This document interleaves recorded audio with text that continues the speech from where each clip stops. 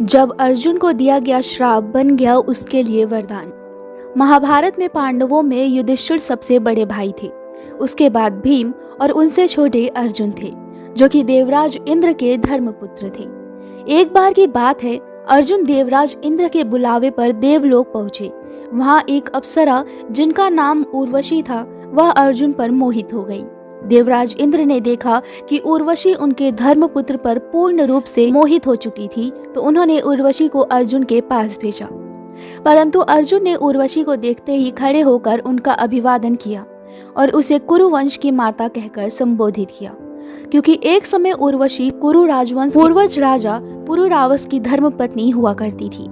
अर्जुन के मुख से अपने लिए माता का संबोधन सुनकर उर्वशी आग बबूला हो उठी और क्रोधवश उर्वशी ने अर्जुन को श्राप दे दिया कि उन्हें एक किन्नर की तरह जीवन व्यतीत करना पड़ेगा, जो कि केवल नाच गा ही सकता है, और इस दौरान उनका पुरुषत्व समाप्त हो जाएगा। जब ये बात देवराज इंद्र को पता चली तो उन्होंने उर्वशी से श्राप की अवधि कम करने को कहा।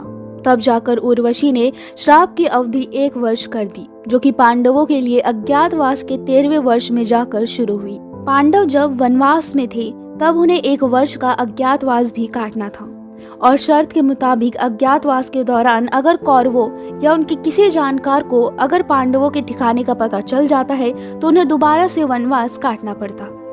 पांडवों ने अज्ञातवास की अवधि में महाराजा विराट के राज्य विराट नगर में काटा था, और उन्होंने अपनी पहचान छुपाने के लिए अलग अलग कार्य अपने हाथों में ले लिए थे।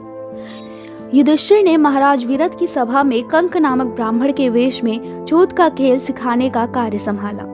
वहीं महाबली भीम ने बल्लभ नामक रसोइये का भेष धारण कर भोजनालय का दारोमदार अपने कंधे पर ले लिया। वहीं अर्जुन, जो कि उर्वशी के श्राप के कारण किन्नर बन गए थे, उन्होंने बृहनला के भेष में महाराज विराट के पुत्री को नृत्य और संगीत की शिक्षा देनी शुरू की। नकुल ने ग्रांथिक के नाम से महाराजा विराट के घोड़ों के देखभाल का कार्य आरंभ किया। वहीं सहदेव ने तंतीपाल के नाम से गायों के सेवा का काम अपने हाथों में ले लिया।